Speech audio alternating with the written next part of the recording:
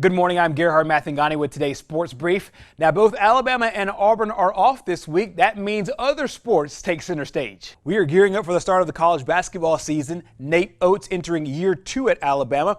Now, the Tide will have some familiarity, but also some new faces in the huddle this season. Alabama returns 4 starters, including John Petty, Alex Reese, Herbert Jones, and Jaden Shackelford.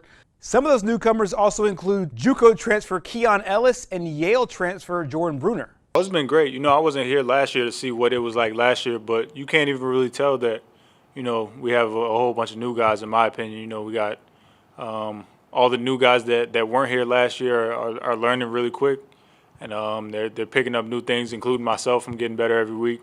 And then we got the guys that didn't play last year who are, getting healthy and showing us all what they can do, and, they're helping us as newcomers as well. So, it doesn't even look like a new group to us. I think we're going to be a lot better than they were last year, and I think we got a chance to be special. We've been able to work kind of since the middle of July on, outside of some time when we gave them off. So we've had a lot of time with the guys. I think them playing together as much as they have has helped the chemistry.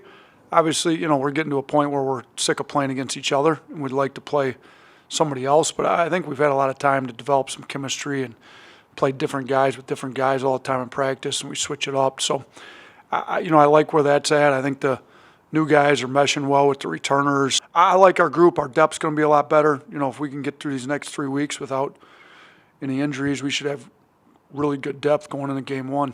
Alabama has a very tough non-conference schedule. They open up against Jacksonville State. We were going to open with Jacksonville State. We just slid them down into the opener 2 weeks later. So, I'm excited about it. It's not easy, that's for sure. If you look at it, we got to play the Maui. You're going to get 3 possible high major teams there. Jacksonville State's one of the best. He does a great job coaching. We played them at Buffalo, scrimmaged them here last year.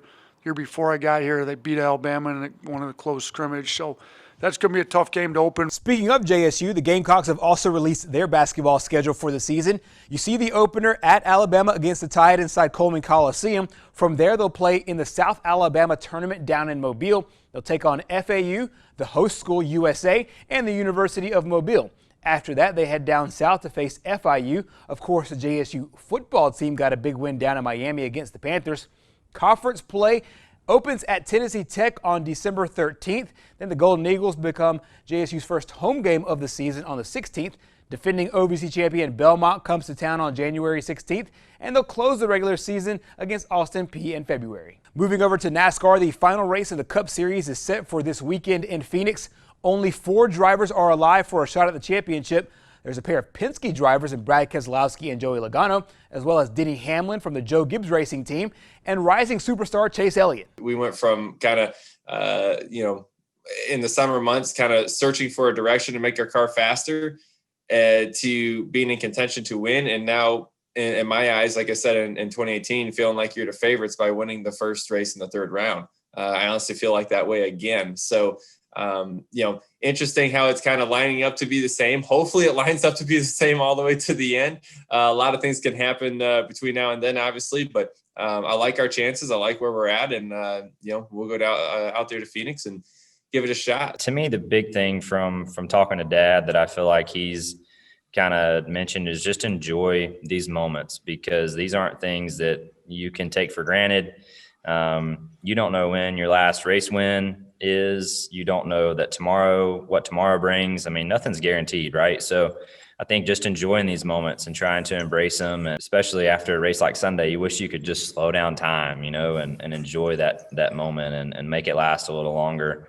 But you can't. So you just have to enjoy them as much as you can and put emphasis on that. And I feel like that's where I'm at right now, is just not taking the situation for granted, knowing that it's not an easy thing. It's not something that comes every day, and try to make the most of a great opportunity. I want to win a championship, of course, for myself, but as much as I want to win it for myself, I want to see the people I'm around get that opportunity like I had before, to enjoy it, to celebrate it. And so they're encouraged, they're motivated, and in a great spot.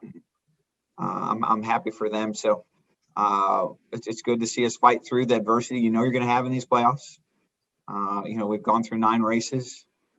A few of them have gone really well, a few of them went really bad, and a lot went right in between. I look for distractions versus people trying to avoid them. I tried to avoid them in 2010. It was the worst mistake I ever made, was just not enjoying the weekend. It was my birthday weekend. Why would I celebrate that anyway? And just, it's my personality. I make sure that I spend the dedicated amount of time I need to do to prepare. And then beyond that, I do my normal everyday routine, which is just live life. I was at a friend's daughter's birthday party, a couple days ago, and, I'll go golfing tomorrow for the next couple days. And I'm happy with the result because I know that I'm going to be prepared when I get in the car on Sunday to do the best job possible. The season finale 500 gets underway Sunday at 2 o'clock in Phoenix. That's your sports brief this morning. Our program continues next.